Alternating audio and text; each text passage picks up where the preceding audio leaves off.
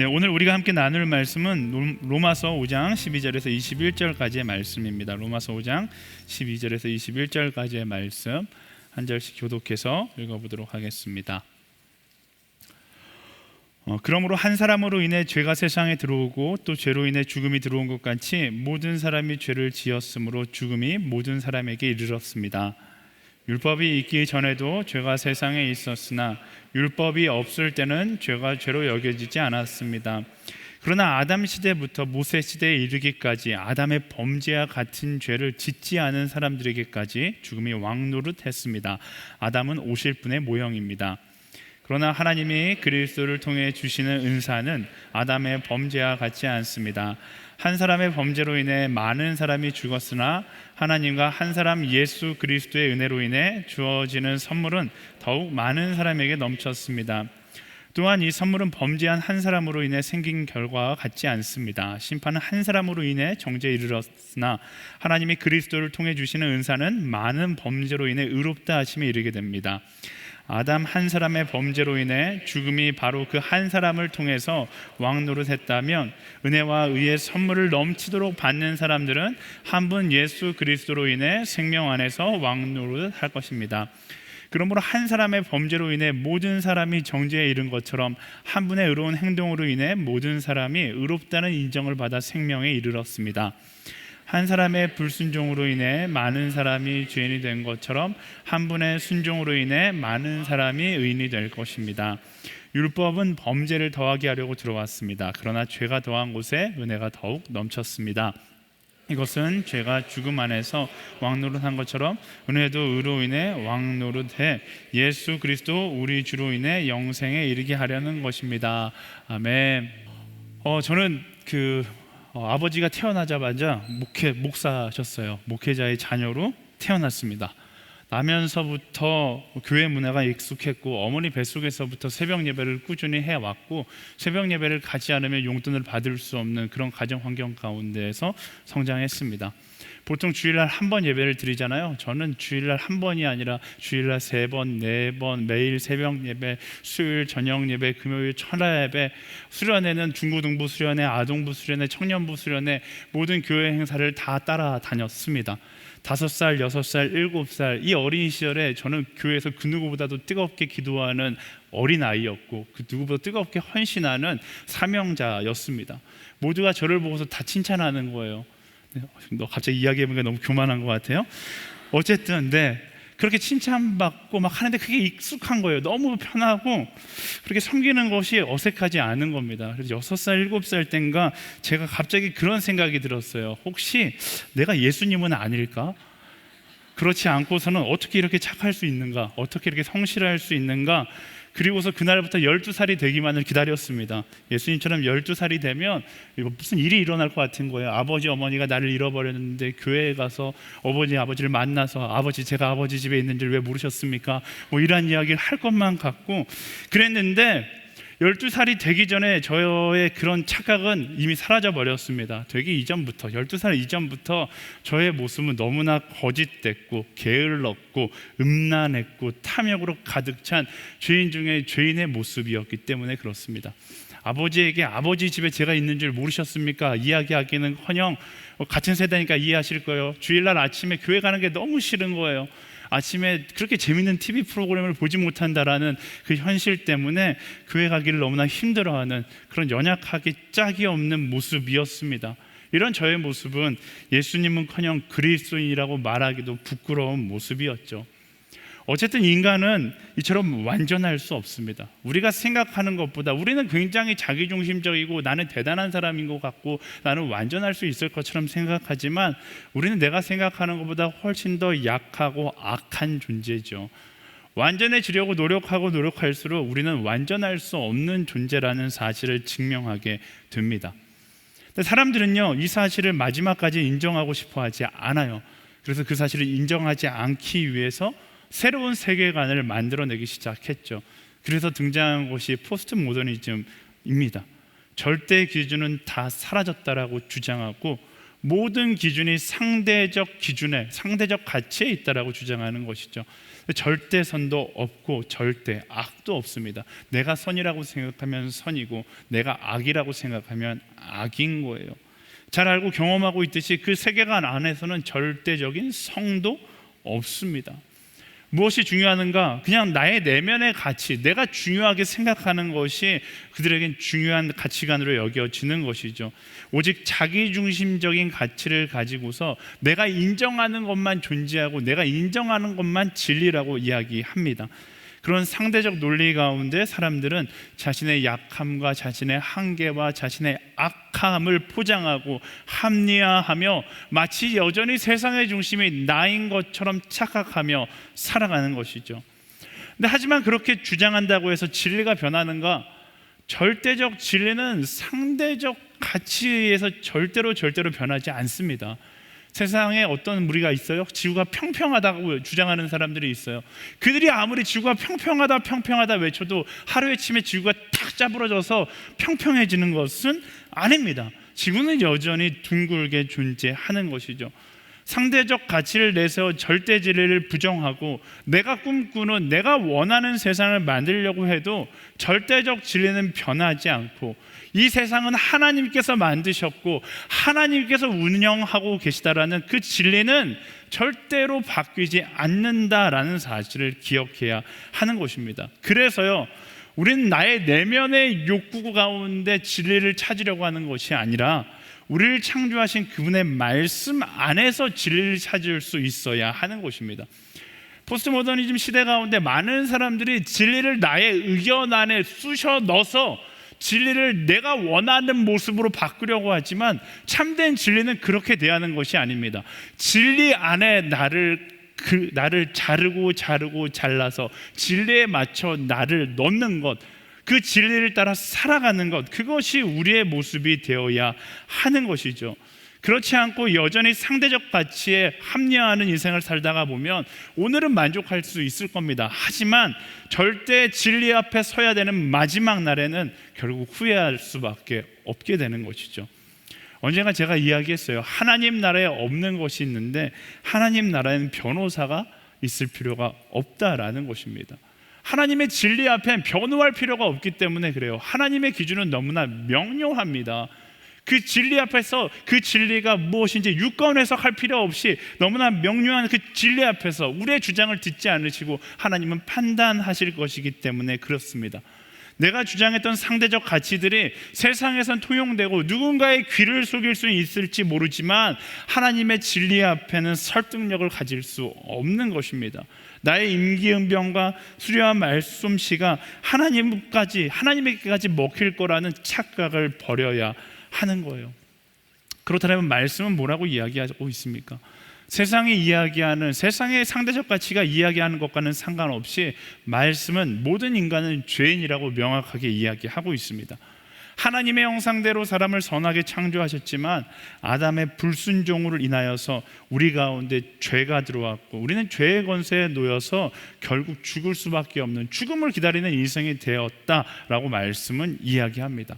사도 바울은 오늘 말씀을 통해 이 죄의 역사에 대해서 다시 한번 강조하고 있는데요, 12절부터 14절까지의 말씀 함께 읽어보겠습니다. 시작. 그러므로 한 사람으로 인해 죄가 세상에 들어오고 또 죄로 인해 죽음이 들어온 것 같이 우리 모든 사람이 죄를 지었으므로 죽음이 모든 사람에게 이르렀습니다. 율법이 있기 전에도 죄가 세상에 있었으나 율법이 없을 때는 죄가 죄로 여겨지지 않았습니다. 그러나 아담 시대부터 모세 시대에 이르기까지 아담의 범죄와 같은 죄를 짓지 않은 사람들에게까지 죽음이 왕노릇했습니다. 아담은 오실 분의 모형입니다. 아멘. 사도 바울이 말씀 가운데 인간 타락, 죄의 3단계에 대해서 이야기합니다. 첫 번째 단계는 한 사람으로 인해 죄가 세상에 들어왔고, 두 번째, 죄로 인해 세상에 죽음이 들어왔고, 세 번째, 모든 사람이 죄를 지었으므로 죽음이 모든 사람에게 이르렀다라고 이야기하는 것이죠. 아담이 최초의 인간으로 하나님 앞에 불순종함으로, 죄는 하나님 말씀 앞에 불순종하는 거예요.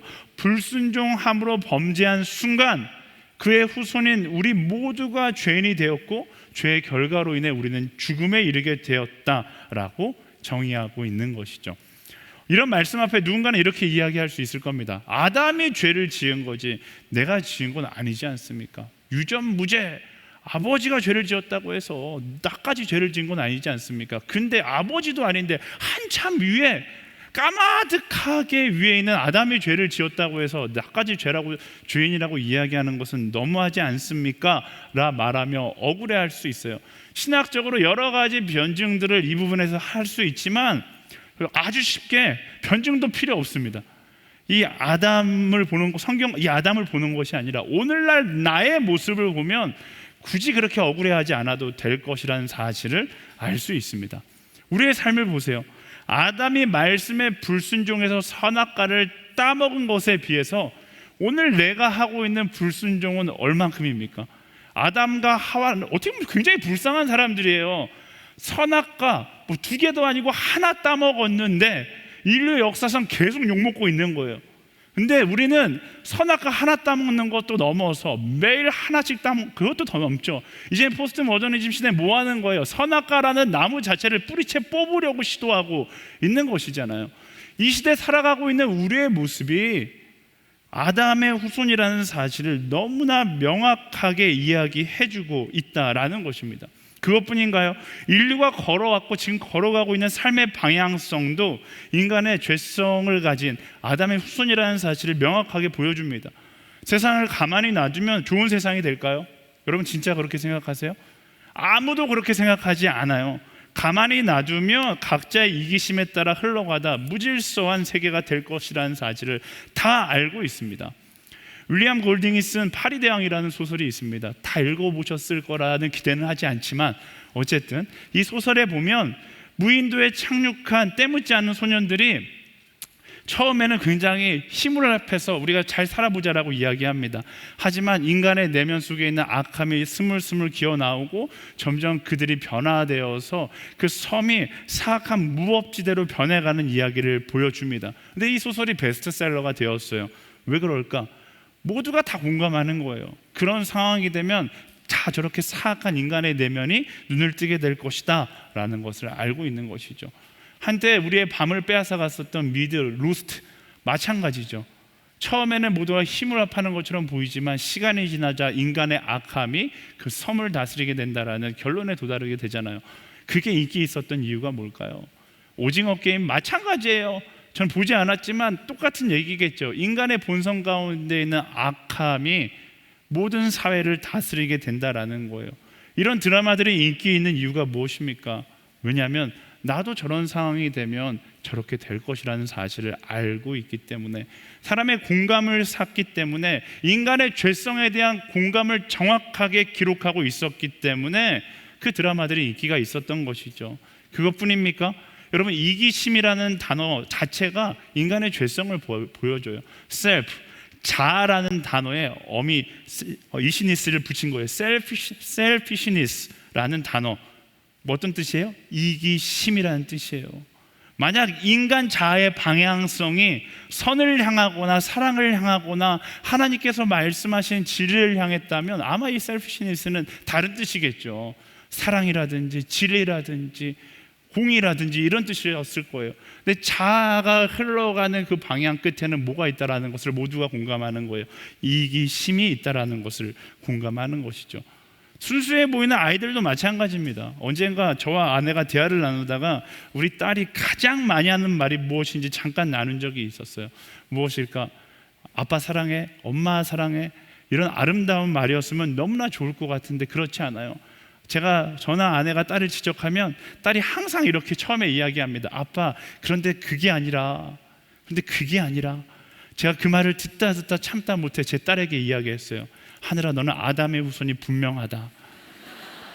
그렇잖아요. 아담이 하나님께서 그의 죄를 지목했을 때 아담이 뭐라고 하니까 하나님, 그게 아니라 아내가, 하와가, 이렇게 핑계를 찾잖아요. 그게 인간의 모습이에요. 아무리 우리가 아담의 후손이 아니라고 이야기해도 우리의 삶 자체가, 우리의 생활의 방향이, 우리의 모든 모습 하나하나가 우리의 아담의 후손이라는 사실을 증명하고 있습니다. 아담의 후손인 사람들은 이렇듯 이기적이고 탐욕적이고 욕망적인 길을 추구하며 살아가는 것이죠. 근데 문제는 뭐예요? 이 길 끝에 무엇이 있다고요? 죽음이 있다고 이야기하고 있습니다. 사람들은 그것을 인식하지 못한 채 살아갑니다. 기준이 없으니까 인식하지 못하는 거예요. 그래서 하나님께서 우리에게 주신 것이 있으니 바로 말씀, 오늘 말씀은 그러니까 율법을 주셨다라고 이야기합니다. 이 기준이 있기 전까지는, 율법이 있기 전까지는 의로움의 기준이 무엇이었을까요? 선의 기준이 무엇이었을까요?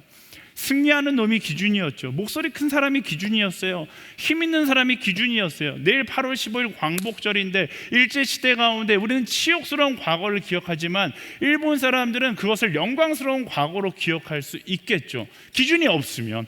왜? 승자였으니까. 하지만 이것이 법이라는, 국제법이라는 법이라는 기준 앞에 딱 서자 일본을 전범으로 규정하고서 그것이 잘못되었다, 그것이 죄였다라고 이야기할 수 있는 거잖아요. 이처럼 기준이 없을 때는 죄가 죄로 여겨지지 않습니다. 그래서 하나님께서 말씀의 법을 세상 가운데 주자 죄가 죄로 보이기 시작하는 거예요. 그게 사도 바울이 강조하는 말씀과 율법의 역할입니다. 죄가 죄로 인식되게 하는 것, 우리가 아담의 후손으로 죄 짓는 삶을 살아가고 있다는 것을 보게 하는 역할이 바로 이 율법이다라는 것입니다. 우리가 죄인됨을 깨닫게 하는 것, 이 말씀 앞에 서야지만 내가 죄인된 삶을 살고 있다는 사실을 알게 되는 거예요. 그래서 율법을 엑스레이에 비유하고는 하는 것입니다. 엑스레이 앞에 서기 전에는 내가 어디가 아픈지 알지 못해요. 근데 찍어보면 어디가 아픈지, 어디가 부러졌는지 알 수 있는 것이죠. 제가 중학교 다닐 때 학교에서 친구와 싸우다가 주먹을 잘못 쳤는지 손이 퉁퉁 부은 거예요. 너무 아파서 진짜 호빵맨만한 손을 들고서 집에 와서 막 누워있으니까 저희 형님이 지나가면서 저를 발로 차며 이야기하는 거예요. 야, 나도 그런 적이 있어. 꾀병 부리지 마. 그거 며칠 지나면 다 낫는다. 이렇게 이야기하는 거예요. 저는 그 말을 찰떡같이 믿었어요. 그리고 며칠 지나면 나을 줄 알았는데 한 달이 지나도 제 손은 여전히 호빵맨처럼 부어 있는 거예요. 너무 이상해서 병원에 가서 찍어봤더니 손이 부러진 채 붙어 있는 거예요. 그 이후로 제 손은 새끼손가락이 다치지가 않아요. 제가 이 손을 볼 때마다 항상 이야기해요. 세상에 믿을 것 하나 없다. 세상에 믿을 것 없는 거예요. 세상에 속지 말아야 하는 것입니다. 마찬가지예요. 말씀 앞에 서지 않으면, 사람의 말만 듣고 있으면 우리가 죄인됨을 알지 못하는 것입니다. 세상의 지혜자라고 이야기하는 사람의 말만 듣고 살아가다 보면, 세상의 가치를 따라서 세상이 말하는 참된 가치라고 이야기하는 것들을 따라가다 보면 우리는 죄인인지 인식하지 못하고 죽음을 향해서 달려가는 인생이 되는 것이죠. 그래서 세상의 상대적 가치를 따라 살아가는 것이 위험한 거예요. 왜? 세상은 이제 죄가 당연하게 여겨지는 곳이 되었기 때문에 그렇습니다. 죄가 당연하게 여겨지는 세상 가운데 죄의 가치 기준을 따라 살아가다 보면 어느 순간 나도 모르게 죽음을 향해 다름박질하고 있는 나의 모습을 발견하게 되는 것이죠. 세상 말만 따라 살아가다 보면 결국 말씀이 이야기하는 죄의 노예로 살아가게 되는 것입니다. 사랑하는 여러분, 나 혼자 제대로 된 길을 걸어갈 수 있을 거라고 착각하지 마세요. 말씀 없이 오늘 하루 진리의 길을 걸어갈 수 있을 거라고 착각하지 마십시오. 말씀이 이야기하듯 아담의 후손인 우리는 절대로 나 홀로 온전한 길을 걸어갈 수 없습니다. 그래서 사도 바울이 이야기하는, 그래서 말씀이 이야기하는 거예요. 말씀 앞에 서라라는 거예요. 말씀 앞에 서서 내 삶을 비추어 보고 내가 하나님 없이는, 내가 주님 없이는 살 수 없는 존재라는 사실을 인식하는 게 모든 신앙의 시작입니다. 여러분, 아침에 말씀 묵상하는 거, 큐티하는 거 중요하게 생각하세요. 말씀 묵상하지 않으면 오늘 하루 아담의 후손의 인생을 살아가는 것이고, 내가 말씀으로 내가 아담의 후손임을 깨닫고 내가 원하는 삶이 아니라 예수 그리스도께서 말씀하시는, 하나님께서 이끄시는 그 진리를 따라 살아갈 때 비로소 우리는 그리스도인 참된 신앙인의 삶을 살아갈 수 있게 되는 것입니다. 하지만 그렇다고 해서 엑스레이를 수천 번, 수만 번 찍는다고 해서 뼈가 붙습니까? 그렇지 않잖아요. 어떻게 해야 돼요? 봤으면 의사 앞에 나아가야 되는 거예요. 신약 시대에 율법주의자들이 실수했던 부분이 여기 있죠. 율법이 우리를 완전하게 할 수 있다라고 생각한 거예요. 하지만 그것은 착각입니다. 율법은 어디까지나 죄인됨을 깨닫게 하는 것이다 라고 지금 사도 바울이 다시 한번 이야기하고 있고요. 깨달았으면 방향성을 가지고 나아가야 하는데 어디를 향하여 나아가야 되는가? 두 번째 아담 예수 그리스도께 나아가야 한다라고 이야기하고 있는 것입니다. 15절과 16절 말씀 함께 읽어볼까요? 시작. 그러나 하나님이 그리스도를 통해 주시는 은사는 아담의 범죄와 같지 않습니다. 한 사람의 범죄로 인해 많은 사람이 죽었으나 하나님과 한 사람 예수 그리스도의 은혜로 인해 주어지는 선물은 더욱 많은 사람에게 넘쳤습니다. 또한 이 선물은 범죄한 한 사람으로 인해 생긴 결과와 같지 않습니다. 심판은 한 사람으로 인해 정죄에 이르렀으나 하나님이 그리스도를 통해 주시는 은사는 많은 범죄로 인해 의롭다 하심에 이르게 됩니다. 아멘. 첫 번째 아담을 통해서 우리 가운데 죄가 들어왔다라면 두 번째 아담이신 예수 그리스도를 통해서 그 죄의 저주로부터 우리가 해방되었다라는 것을 사도 바울이 이야기하고 있는 것이죠. 그래서 우리는 말씀 앞에서 내가 죄인됨을 깨닫고 예수 그리스도께로 나아갈 때 아담의 혈통에서 하나님의 자녀로 변화되게 된다라는 것을, 그 과정을 이야기하고 있는 거예요. 이 과정에 대해서 요한복음 1장 12절 13절 말씀에서 좀 더 구체적으로 이야기하는데요, 제가 읽어드릴게요. 그러나 그분을 영접하는 사람들, 곧 그분의 이름을 믿는 사람들에게는 하나님의 자녀가 될 권세를 주셨습니다. 이 사람들이 하나님의 자녀로 태어난 것은 혈통이나 육정이나 사람의 뜻으로 된 것이 아니라 하나님의 뜻으로 된 것입니다. 아멘. 우리가 예수 그리스도를 영접할 때, 곧 예수 그리스도께서 우리의 죄를 대속해서 죽으시고 부활하심을 믿을 때 더 이상 인간 아담의 후손이 아닌 하나님의 자녀가 될 것이다 라고 말씀을 명확하게 이야기하고 있는 것입니다. 여기서 중요한 것이 있는데요, 아담의 후손인가 하나님의 자녀가 되는가, 이것은 어떤 차이가 있는가? 아담의 후손은 죽음을 향해 흘러가지만 예수 그리스도를 구주로 믿고 의지하면 하나님의 자녀가 되어서 생명을 향해 가게 된다라는 것입니다. 우리는 죄로 인해서 죽을 수밖에 없는, 죽음을 향해 흘러가는 인생이었지만 예수 그리스도를 믿는 믿음으로 하나님의 자녀가 되면 그 죽음의 권세가 끊어지고 생명을 향해 가게 된다라고 이야기하고 있는 것이죠. 지난주 큐티했던 본문 중에 참 큐티하기 어려웠던 본문이 창세기 5장입니다. 창세기 5장에 뭐가 나와요? 네, 우리 모두 다 큐티하는 옆 사람에게 선포하기 위해서 큐티할지어다 이렇게 선포할까요? 네, 창세기 5장에 보면 사람의 족보가 나옵니다. 창세기 5장 5절부터 11절까지 말씀 함께 읽어보겠습니다. 시작. 아담은 모두 930년 동안 살다가 죽었습니다. 셋은 105세에 에노스를 낳았습니다. 에노스를 낳은 후 807년을 더 살면서 다른 자녀들을 낳았습니다. 셋은 모두 912년을 살다가 죽었습니다. 에노스는 90세에 게날을 낳았습니다. 게날을 낳은 후 815년을 더 살면서 다른 자녀들을 낳았습니다. 에노스는 모두 905년을 살다가 죽었습니다. 아멘. 우리를 정말 모두 힘들게 만드는 족보가 지난주에 나왔어요. 사람의 족보에는 어떤 특징이 보입니까? 아담도 죽고 셋도 죽고 에노스도 죽었어요. 사람의 족보는 이처럼 죽음의 역사라는 것을 창세기 5장이 보여주고 있는 것입니다. 하지만 신약에 와서 마태복음 1장에는 뭐가 나와요? 이건 아시죠? 마태복음 1장에는 그리스도의 계보, 그리스도의 족보가 등장합니다. 마태복음 1장 1절부터 4절 말씀 함께 읽어볼까요? 시작. 아브라함의 자손이며 다윗의 자손인 예수 그리스도의 족보입니다. 아브라함은 이삭을 낳고 이삭은 야곱을 낳고 야곱은 유다와 그 형제들을 낳고 유다는 다말에게서 베레스와 세라를 낳고 베레스는 헤스론을 낳고 헤스론은 람을 낳고 람은 아미나답을 낳고 아미나답은 나손을 낳고 나손은 살몬을 낳고, 네, 뭐가 사라졌어요? 죽고가 사라졌어요.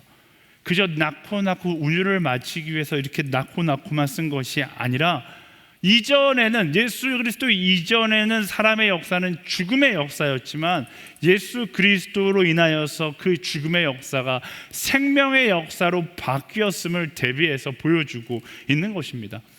이처럼 첫 번째 아담에 속해 있을 때에는 우리 인생은 죽음을 향해 가는 인생이었지만 두 번째 아담 예수 그리스도에게 속한 인생이 됐을 때 우리는 십자가에 위해서 주신 그의 생명을 이어받아 새 생명을 살아가는 생명의 삶을 살아가게 된다라는 것입니다. 그리고 죽음을 향해 살아갔던 그 아담의 후손의 삶과 생명을 향해 나아가는 예수 그리스도께 속한 자의 하나님의 자녀된 인생의 삶의 모습도 정반대이다라고 말씀은 이야기합니다. 17절과 18절 말씀 함께 읽어볼까요? 시작. 아담 한 사람의 범죄로 인해 죽음이 바로 그 한 사람을 통해서 왕 노릇했다면 은혜와 의의 선물을 넘치도록 받는 사람들은 한 분 예수 그리스도로 인해 생명 안에서 왕 노릇할 것입니다. 그러므로 한 사람의 범죄로 인해 모든 사람이 정죄에 이른 것처럼 한 분의 의로운 행동으로 인해 모든 사람이 의롭다는 인정을 받아 생명에 이르렀습니다. 아멘. 굉장히 중요한 장면인데요. 첫 번째, 아담에 속해 있을 때에는 죽음이 왕 노릇했다라고 이야기합니다. 다시 말하면 죽음의 노예로 살았다라는 거예요. 그래서 죽음을 두려워했고 죽음의 눈치를 봐야만 했고 죽음을 피해 살기 위해서 몸부림쳐야 했고 죽음을 잊기 위해서 세상의 가치를 붙잡으면서 살아가야만 했던 것이 바로 아담의 후손의 모습입니다. 하지만 말씀은 이야기해요. 둘째 아담 예수 그리스도 안에서 더 이상 죽음이 왕 노릇하는 것이 아니라 우리가 예수 그리스도인의 생명 안에서 왕 노릇하게 되었다. 죽음이 왕 노릇하는 것이 아니라 이제 너희가 왕이다 라고 이야기하고 있는 거예요. 생명 안에서 왕 노릇, 생명 안에서 왕이 되었다는 것은 어떤 의미인가? 생명 안에서 왕 노릇하게 되었다는 의미 첫 번째는 더 이상 죽음을 두려워하지 않아도 된다는 것입니다.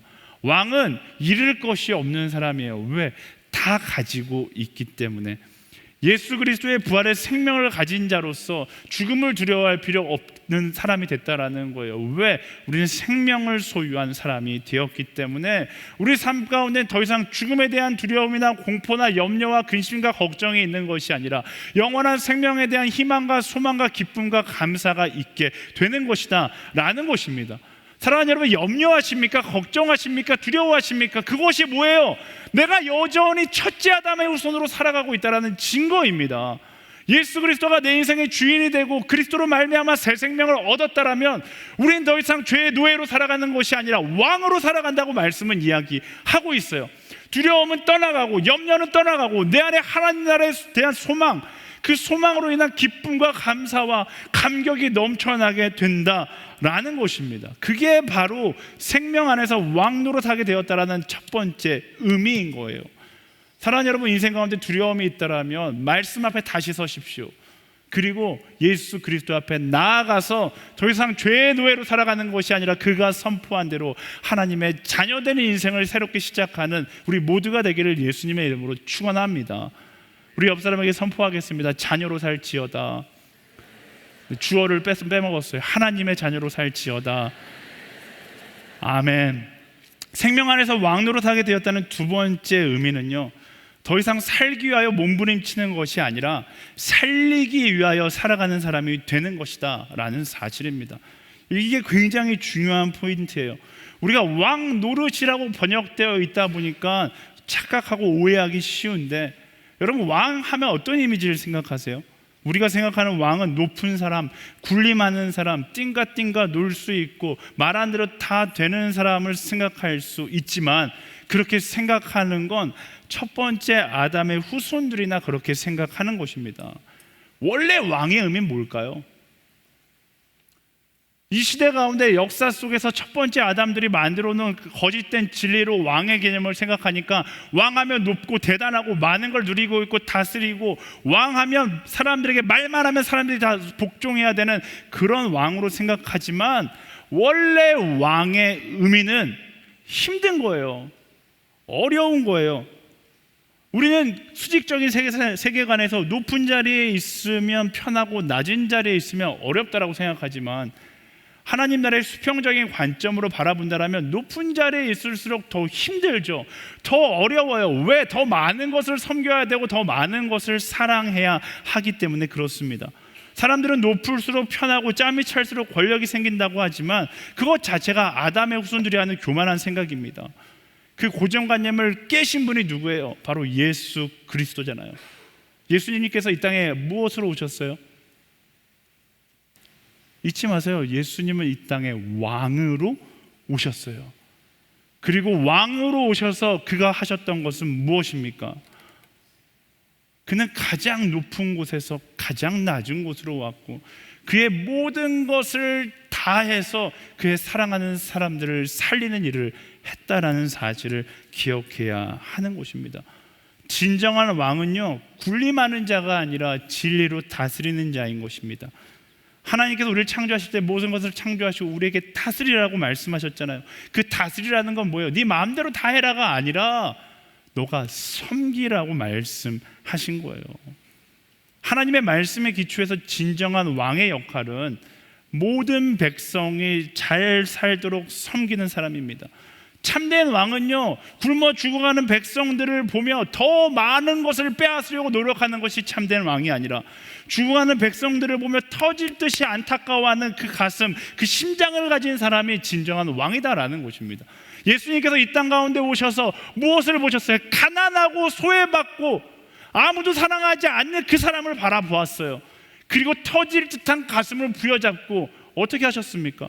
죽어가는 그들을 위해서, 죽어가는 우리를 위해서, 십자가 위해서 아낌없이 자기 생명을 바치셨던 분이 바로 예수님이시잖아요. 그리고 그 예수님께서 우리에게 말씀하시는 거예요. 이제 너희가 왕 노릇해라. 우리는 이 말씀 가운데 왕 노릇하니까 야, 이제 나 왕 노릇하면 되겠다라고 생각하지만, 이 왕 노릇에는 엄청나게 중요한 의미가 담겨져 있다라는 거예요. 예수님께서 목숨을 바쳐 모든 열방을 살리셨던 것처럼 우리도 내 모든 것을 다해 살리는 사람이 되는 것이 바로 말씀이 이야기하는 왕 노릇이에요.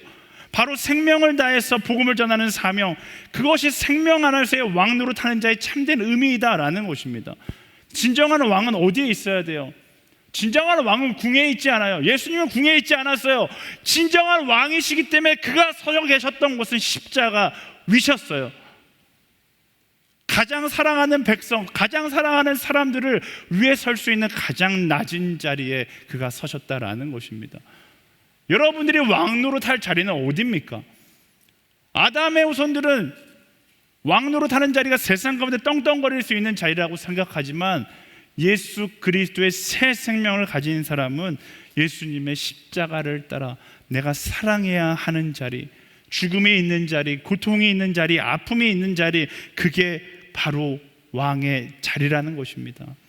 죽음을 두려워하지 않는 사람, 살기 위하여 몸부림치는 것이 아니라 살리기 위하여 몸부림치는 사람, 내게 주어진 것을 통해 편하게 있으려 하는 것이 아니라 내게 주어진 것을 다해 죽어가는 사람들을 살리기 위하여 선교하고 복음을 전하고 한 영혼 한 영혼을 섬기는 사람, 그게 바로 예수 그리스도를 통해 새 생명을 받은 왕의 삶을 살아가는 사람들의 모습인 것입니다. 제가 처음에 나누었잖아요. 오늘날 세상의 많은 사람들의 모습이 아담의 후손이라는 증거를 보여줍니다. 다들 죽음을 두려워하고 자기를 위해 살기에 급급하며 이기적이고 탐욕적이고 절대적인 기준을 버리고서 세상의 가치를 만들려고 합니다. 자기중심적이에요. 그렇다면 아담의 후손을 넘어서 예수 그리스도의 생명을 얻은 하나님의 자녀로 살아가는 우리는 그 사람들과 전혀 다른 증거를 보여줘야 되지 않겠습니까? 죽음을 두려워하지 않고 우리는 내 생명을 다해 내게 있는 모든 것을 다해 죽어가는 자들을 살리는 사명자의 삶으로 예수 그리스도에게 속한 자라는 증거를 보여주는 한 사람으로 살아가야 하지 않겠습니까? 우리 여름 아울렛이 열심히 다녔어요. 그게 뭐예요? 내가 바로 왕이라는 증거를 세상 가운데 선포하는 것입니다. 우리가 낮은 곳으로 갔어요. 다들 휴가 가면 좋은 곳으로 가는데 우리는 휴가 낮은 곳으로 갔어요. 그게 뭐예요? 내가 아담의 후손이 아니라 예수 그리스도께 속한 새 생명을 입은 하나님의 자녀라는 증거인 것이죠. 여름에만 그것을 증거합니까? 여러분의 삶 가운데 여러분은 어떤 증거를 보여주고 계십니까? 혹시 첫 번째 아담의 자손의 증거를 여전히 가지고 살아가고 있지는 않습니까? 두 번째 아담이신 예수 그리스도 안에 속한 자의 증거를 가지고 살아가야 하는 것입니다. 제가 매일 선교 외치니까 목사님 선교 좀 이제 그만 외쳐요 라고 이야기하시는 분들이 있지만, 미안하지만 말씀은 그것을 예수 그리스도에게 속한 자들의 당연한 모습이라고 이야기하고 있는 것입니다. 이것이 불편하게 들린다는 것 자체가 여전히 내 안에 아담의 흔적이 남겨져 있는 것이죠. 내 안에 예수 그리스도의 흔적이 남겨져 있다라면 제가 이야기하지 않아도 우리의 삶 자체가 바로 그 복음의 방향을 향하여 전진하고 있을 것입니다. 저는 이것이 특별한 것이 아니라 당연해질 때까지 외칠 거예요. 이제 그만 선교하고 다른 거 합시다. 아니요. 이것이 당연해지고 선교가 내 삶의 일부가 내 삶의 전부가 될 때까지 계속 외칠 거예요. 선교하는 것은 그리스도인의 새로운 것이 아니라 그리스도의 삶 자체이고 전부이며 우리가 당연히 나아가야 할 방향인 것입니다. 내 삶에 상처가 이렇게 많은데 그 상처부터 치유하고 선교할게요. 제가 누누이 말씀드리잖아요. 선교하는 삶이 그리스도인의 삶이라니까요. 그렇다면 내가 말씀 전하고 복음을 이야기하지 않고 있기 때문에 내 삶에 상처가 생기는 거예요. 복음 전해야 할 그 타이밍에 예수 그리스도의 심장을 품어야 될 그 자리에 그 심장을 품지 않으니까 세상의 상처가 나를 훅훅 찌를 때 그 상처 때문에 아파할 수밖에 없는 것이죠. 우리에게 필요한 건 상처에 대한 치유가 아니라 그리스도 예수 그분으로 입은 새 생명, 그 새 생명을 따라가는 열정, 새 생명을 따라가는 한 걸음이 우리에게 필요하다라는 것입니다. 사랑하는 여러분, 더 이상 우리는 아담의 후손이 아닙니다. 기억하세요. 우리는 아담의 후손이 아닙니다. 따라해 보시기. 나는 아담의 후손이 아닙니다. 나는 그리스도께 속한 사람입니다. 그것이 우리의 고백이에요. 우리는 더 이상 죽음을 두려워하지 않습니다. 우리는 생명을 전하는 사람이고 생명을 살리는 왕이에요. 세상의 것을 염려하고 두려워하고 걱정하는 것은 죄의 노예들이 하는 것입니다. 우리는 왕이에요. 하나님 나라의 사명을 가지고 이 세상을 따라 살아가는 것이 아니라 예수 그리스도를 따라 생명 안에서 사람을 살리는 왕의 자녀의 삶을 살아갈 수 있어야 하는 것입니다. 내가 예수 그리스도를 믿겠다라고 고백한 그 순간부터 십자가 위에서 예수님께서 그 왕의 배턴을 우리에게 넘겨주신 것이고, 그 배턴을 받은 우리는 내가 살기 위해 몸부림치는 것이 아니라 이제 살리기 위하여 열방 가운데 나아가 그리스도의 사랑을 이야기하는 한 사람이 되어야 하는 것입니다. 우리 옆 사람에게 선포하겠습니다. 왕으로 살지어다. 아멘. 말씀을 정리하겠습니다. 아담의 불순종으로 인해서 우리는 죄의 노예가 되었어요. 인정하고 싶지 않지만, 억울하다고 이야기할 수 있지만 우리의 삶의 방향성 전체가 우리가 아담의 후손이었음을 이야기해주고 있습니다. 그래서 우리에게 필요한 것이 죄가 죄임을 이야기해주는 말씀이 필요했고 율법이 필요했던 것이죠. 하나님께서 말씀을 우리에게 선물로 주셨어요. 그렇다면 어떻게 합니까? 받은 것으로 끝내는 것이 아니라 말씀을 펼쳐들고 내 삶 가운데 적용하여 내가 죄인됨을 기억하고 말씀의 이정표를 따라서 예수 그리스도께로 나아가야 하는 거예요. 그리고 나의 옛사람 아담의 후손의 모습을 버리고 우리를 새로운 피조물로 그의 자녀로 왕으로 세우시는 하나님의 계획하심을 받아들이는 그런 과정이 있어야 하는 것입니다. 그리고 이제 더 이상 죄의 노예로 살아가는 것이 아니라 왕 같은 인생을, 아니 왕의 인생을 살아갈 수 있어야 하는 것입니다. 물론 이것이 희생처럼 받아들여지는 사람이 있을 거예요. 와, 오늘 목사님 설교 너무 세네. 와, 마음에 엄청나게 무거운 부담과 짐을 안고 돌아가겠구나라고 생각하는 사람 있을 거예요. 하지만 왕의 인생을 살아간다라면 그것은 더 이상 부담이 아니라 기쁨이 될 것입니다. 그 사랑을 이야기하는 삶을 살아간다라면 그것은 내 삶 가운데 희생이 아니라 기쁨이 되는 것입니다. 예수님께서 내가 너희를 사랑한 것처럼 너희도 나 사랑하라 말씀하신 건 우리에게 고통을 짊어주기 위해서 하신 말씀이 아니라 그 왕이 누릴 수 있는 참된 기쁨을 선물하기 위해서 말씀하시는 것이죠. 오늘 말씀 가운데 반복되는 단어가 있다면 한 사람이에요. 한 사람의 불순종으로 인해서 모두가 죄인이 되었고 한 사람의 순종으로 인해 모두가 살게 되었습니다. 한 사람의 모습이 그렇게 중요한 거예요. 그리고 하나님께서 한 사람, 바로 당신, 바로 여러분들을 부르신 겁니다. 여러분 한 사람을 통해서 여러분의 한 사람의 순종이 가정을 회복시키는 것이고, 여러분 한 사람이 공동체를 회복시키는 것이고, 여러분 한 사람이 대한민국을 회복시킬 것이고, 여러분 한 사람이 열방이 주께 돌아가게 만드는 것입니다. 그 한 사람의 자리에 바로 하나님께서 여러분 한 사람 한 사람을 부르신 것을 기억하고 더 이상 아담의 후손으로 살아가는 것이 아니라 하나님의 자녀로 왕으로 살아갈 수 있는 우리 모두가 되기를 예수님의 이름으로 축원합니다. 아멘. 저는 예수님은 아니었어요. 어렸을 때 그토록 꿈꿨던 예수님은 아니었지만 나이가 들어서 다시 알게 됐어요. 예수님은 그렇지만 그럼에도 불구하고 나라는 한 사람을 선택하셔서 예수 그리스도를 바로 보여주는 예수 바보, 이 시대의 예수 그리스도의 배톤을 이어받은 바로 그 왕으로 선택하셨다는 사실을 깨달았어요. 저뿐인가요? 우리 모두가 다 그 부르심 앞에 있는 것이죠.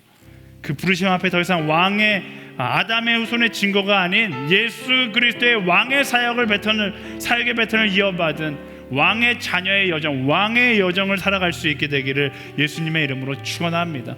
그 여정에 동참하시기 원하십니까? 그 여정에 동참하시길 원하세요? 우리 옆 사람에게 선포하겠습니다. 다시 한번 선포할 때 왕으로 살아갈지어다. 아멘. 우리를 예수 바보로 부르시고 왕으로 선택하신 하나님께 감사와 영광의 박수 드리겠습니다. 감사합니다. 함께 찬양하겠습니다. 십자가 그 사랑.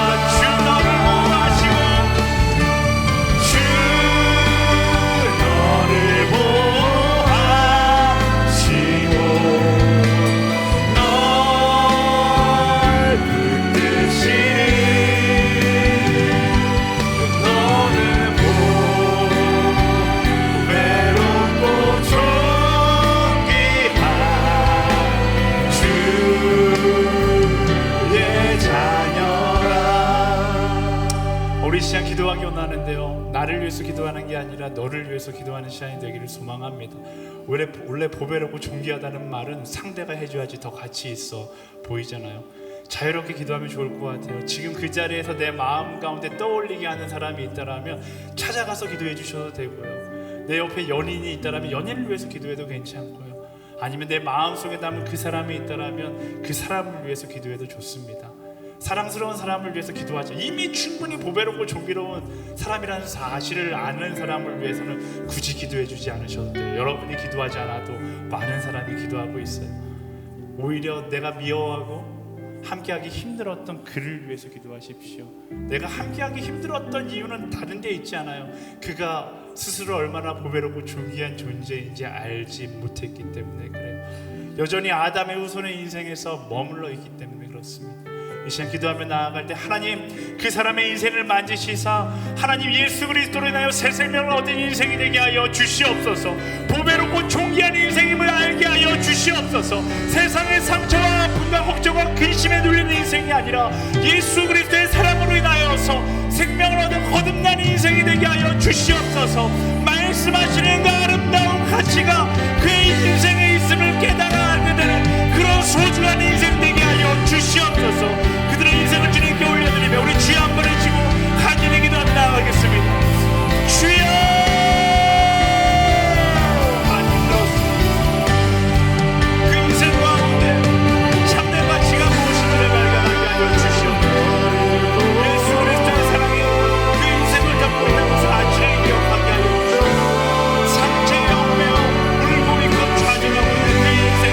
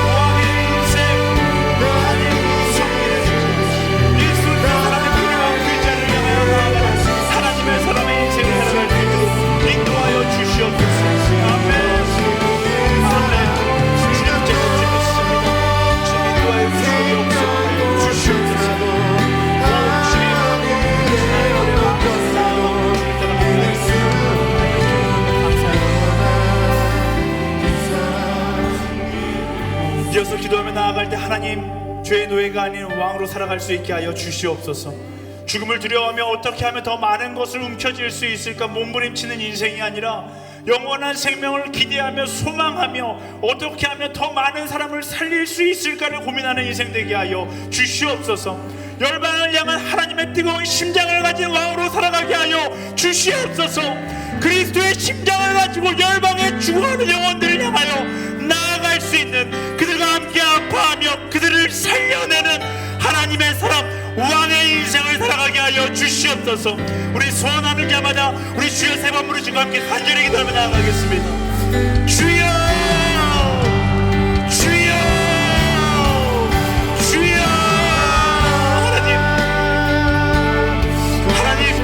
하나님 그 심장에 우리의 길을 소망합니다. 열방을 향한 하나님의 안타까움을 안고 함께 울고 그들을 향하여 나아가 그 사랑을 이야기하옵소서. 하나님의 사랑으로 살아가게 하여 주시옵소서. 그리스도의 심장을 가지고 열방에 죽어가는 영혼들을 바로 안타까워할 수 있는 우리가 되기를 소망합니다.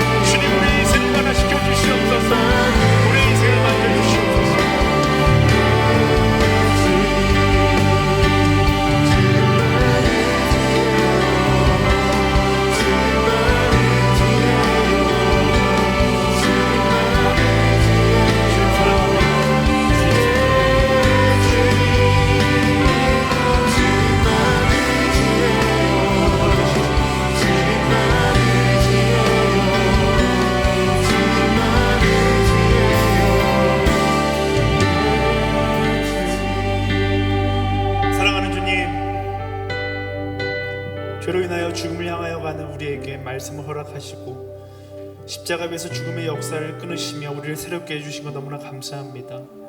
주신 은혜 안에서 살아가게 하여 주시옵소서.